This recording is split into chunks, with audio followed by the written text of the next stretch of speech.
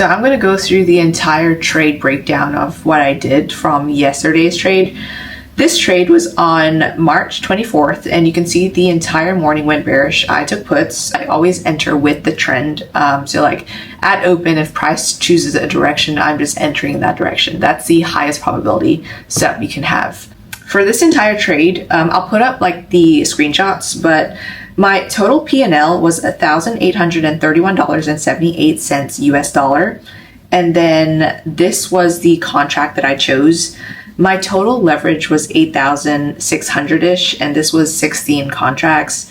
And then this is all market order. As I enter any trade, it's always market order. I do full in position. I don't take partial profits. I don't leverage in. So I just buy everything, and then once I want to exit, I exit everything. So just to give you like that context. Okay, so back to the trade itself. This was like a riskier trade. In this current market, as a lot of you understand, it's really difficult to trade. So price is a little more choppy. It's a little more weaker than usual. A lot of setups are different, and you have to kind of adapt to the markets. So I am adapting to the current market conditions. With my entire trading career, there's been so much adapting and evolving with my style. So like even as a beginner, this is going to be a little more difficult, but if you can get through this like weaker market, it's going to be a lot easier for you to trade when price is moving much better. So I always like to start with a bigger time frame, because in order to know what ticker to trade every day or what direction, I always go back to what does it look like on the bigger time frame. The only reason I chose Microsoft for this specific day was that the bigger picture had a lot of strength. So with a lot of the different tickers, you know, everything's pretty weak. So there's fewer tickers I'm watching every day. Right here, you can see from the morning it pushed downward. I chose this ticker more so because the bigger time frame is really bearish. So you could see this overall picture. Price is in a huge downtrend.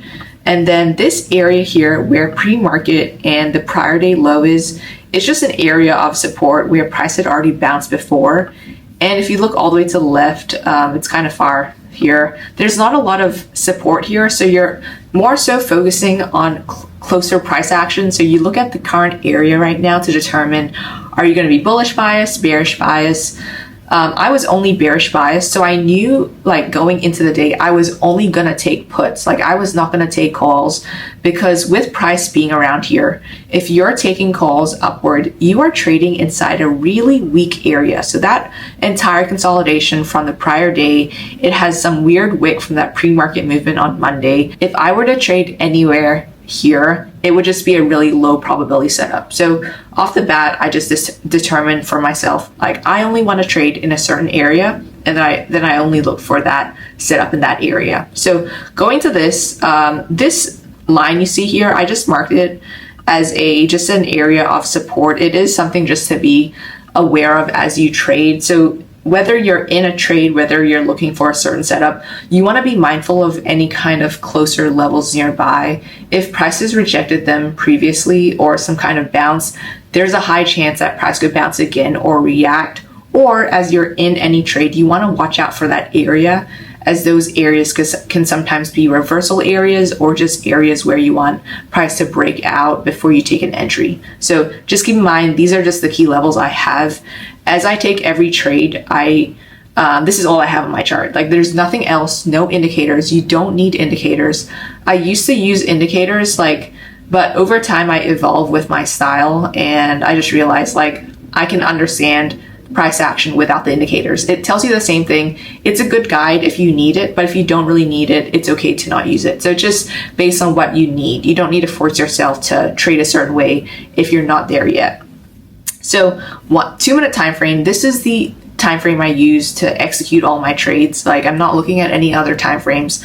Once I'm prepared to trade on a specific day and I know here I'm only taking puts, that's all I'm looking at. I'm not gonna be going to a 1 minute, a 5 minute. There's no need for that. Keep it as simple as possible. This less to focus on. You just watch the candlesticks. Outside of that, I'm not watching anything else. Everything you see here is basically everything I am looking at as I'm live trading. There's no data. I'm not looking at all this other stuff. It's just one screen. I use a laptop. that's it. It's pretty simple. You don't need to spend a lot of money with a complicated setup. So my bias this day was that I was only going to take puts below this pre-market low because I want to see that price clears these levels, because these could be areas of reversal, and you never really know if price will sometimes just do a fake out of that area. So I always want to see, can price break the area and clear? If price is able to clear those lows, then there's a higher chance of a continuation. So price broke these lows right at open. I'm looking at this chart. I saw that the first candle was a little weird looking, like it pushed down and wicked. So this is a sign of weakness. Like you don't want to see price have a lot of wicks as price is forming, or you don't want to see sudden reversals. So like as you're watching this, it is risky, of course, to trade the first candle. It's risky to enter if price is still wicking. So once I saw this candle, I kind of saw this as, all right, this is a low of day. Price by right should break that low of day. If price is not able to break the low of day, there's no reason to trade anywhere inside the first candle. If you trade anywhere inside that first candle, this shows a lot of bullishness. Price could always just go choppy. It could go bullish. I only want to trade puts this day. So I'm going to ignore everything else that is telling me that it's bullish. I'm not going to take any sort of calls. If price ended up going bullish this morning, I would not trade this ticker because that's not my style. I'm always going to stick to those rules that I have. If I'm prepared to trade in a certain direction, I'm going to trade that. If price action doesn't show what I want it to be, I'm skipping that day. I don't need to force a trade every day. So this being that low of day, I wanted to see price have enough strength to break that low. If price is able to clear this low, close, really good sign of a continuation lower. So price broke this low, and a great sign is that price closed. You don't see some kind of wick and push upward.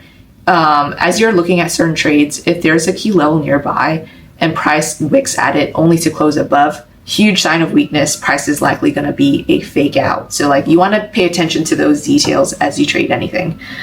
So with that push, price closed. I entered on the next candle. So after it closed, price opened up here. This was my entry candle, and I entered around here. So this point right here was my entry.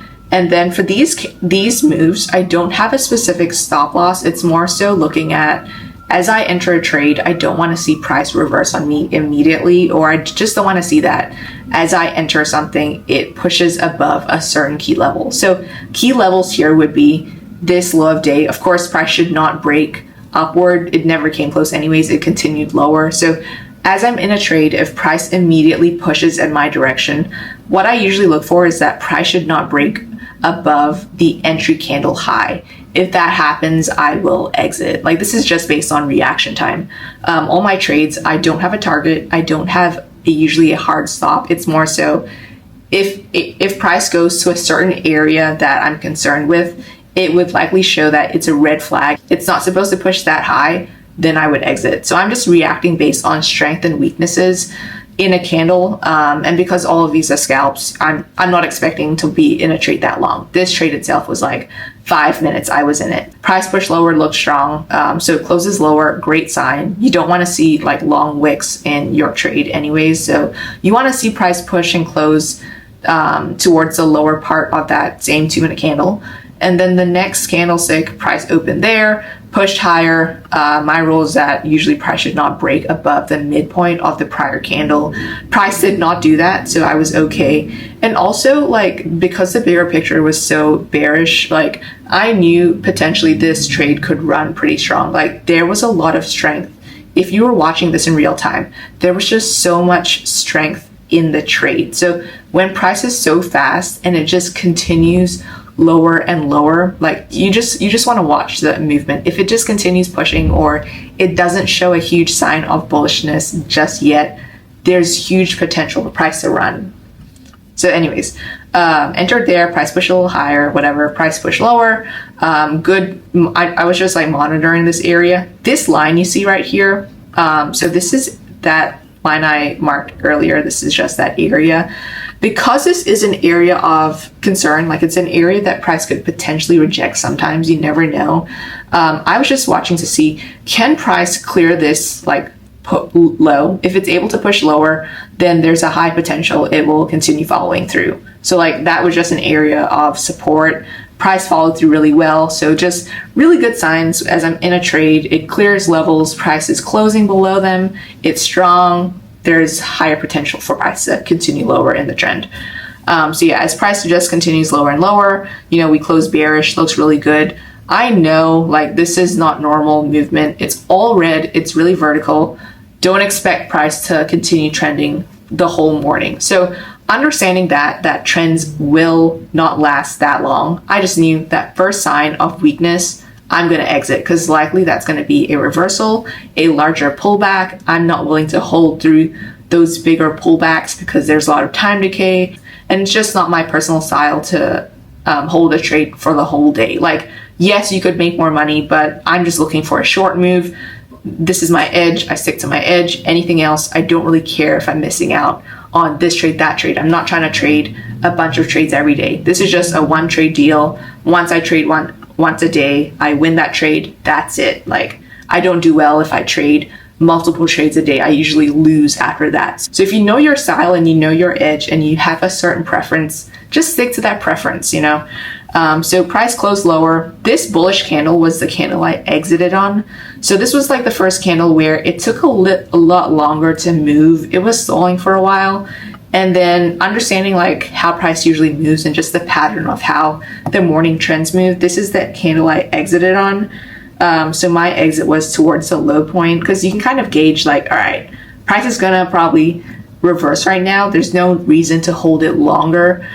So my exit was around this area on the green candle, and that's it. But you do see that price ran a little longer.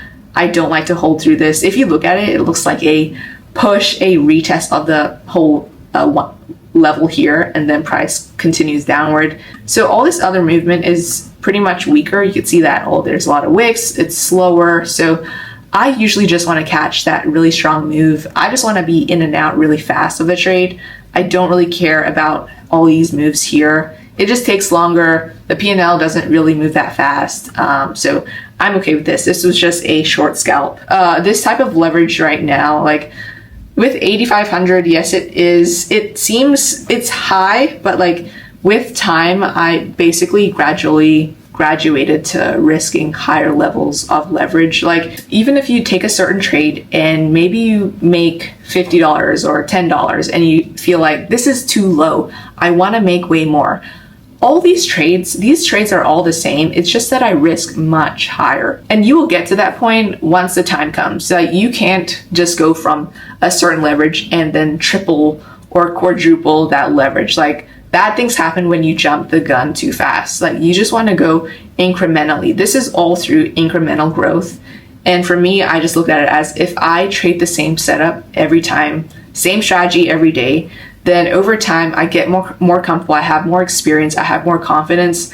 I really know my edge inside and out, and I've seen hundreds and hundreds of setups, so I know which one will be higher leverage versus lower leverage, which ones are higher probability versus lower probability, and then from there I gauge how much I want to leverage. And then I just gain a lot of experience, a lot of confidence, a lot of screen time. So over time, you just end up leveraging higher and higher, and then you get to a certain stage of a much higher P&L. But you can't just get there without putting all this time into trading. So anyways, this was the trade. I hope you enjoyed this trade breakdown. I do all these trade breakdowns in my Discord. So like every single trade I take is shown, wins and losses to learn from. And if you're looking for more lessons like these of how to trade, how to find high probability setups, just if you have any other trading questions, anything whatsoever, I do my mentoring in my Discord. So if you need extra help or that